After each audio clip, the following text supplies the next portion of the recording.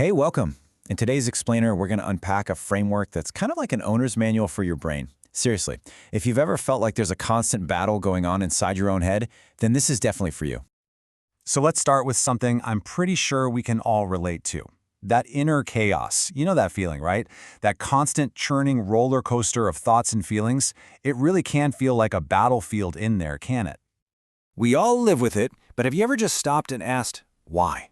Why is our mind, the one thing we rely on for everything, so often turbulent, so unpredictable, and, let's be honest, just exhausting? I mean, think about it. It's like this inner weather system that's totally out of your control. One minute, you get slammed by a storm of anxiety or a wave of sadness. The next, maybe there's a quick flash of sunlight, a little moment of joy. And all the while, underneath it all, is that constant, nonstop inner chatter. It's a universal thing, this inner world that is just always changing. So how in the world do we start to make sense of this? Well, for that, we're actually going to turn to a guide, an ancient text that gives us an incredibly practical map for this inner territory that we all live in. The guide is called The Awakening of Mahayana Faith. But don't worry, we're not about to dive into some dense, complicated philosophy. The real beauty of this text is how it boils everything down to one single, totally transformative idea about how your mind's core operating system actually works. And this quote just perfectly captures the way to approach this. We're not here to be scholars or historians. The advice is to read it like you're the main character in your own story, just looking for that one piece of wisdom that speaks directly to whatever you're going through at this very moment. Okay, so this brings us to the core revelation, the big idea from this text. And it's something that can totally reframe how you experience pretty much every thought and emotion you have. It sounds so simple, right? But it's actually incredibly profound.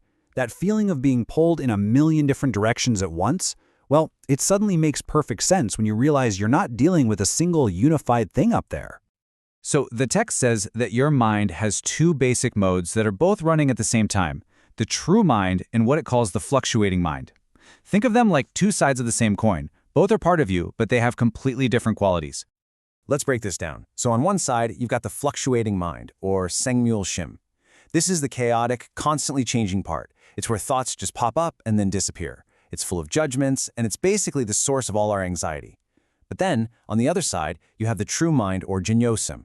This part is calm and pure. It's unchanging, it's timeless, and it's totally impartial and accepting. This is what the text calls your original clear state. It's always there, just underneath all that surface noise. Okay, so how do we make this idea practical? How do we actually use it? Well, there's a wonderful old Cherokee legend about two wolves that gives us the perfect metaphor for how to work with these two sides of our mind. The legend kicks off with a really simple idea that perfectly describes our inner conflict. Inside every person, a fight is going on. It is a fight between two wolves.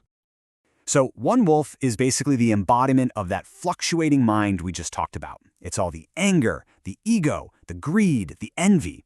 The other wolf, well, that's the true mind. It represents joy, peace, empathy, and love. And these two are in a constant struggle inside us. So a grandchild, hearing this story, turns to their elder and asks the absolute most important question, the one we should all be asking ourselves.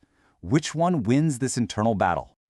And the answer is just so beautifully simple and so incredibly empowering. The winner isn't already decided. The wolf that gets stronger, the part of your mind that grows, is simply the one you give your attention to, the one you choose to nourish with your focus. So let's connect this right back to our two minds.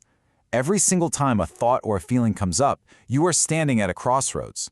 You can picture it like two doors suddenly opening in front of you, two possible paths your attention can go down. The first door. That one leads you straight into the storm of the fluctuating mind. You just follow your usual reactions, you get all tangled up in judgments, and you get totally swept away. But that second door, it leads to the calm harbor of the true mind. Through that door, you just take a breath, you create a little bit of space, and you simply watch the thought without getting caught up in it, anchoring yourself in that calm awareness. And this, right here, is the ultimate point. This isn't just some interesting theory. When you truly get that these two sides exist, that these two doors are always an option, it gives you real agency, real power over your own mind and your well-being. You actually get to choose.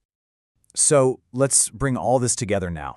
This ancient wisdom, this powerful story, it all really boils down to a single question that you can ask yourself every single day.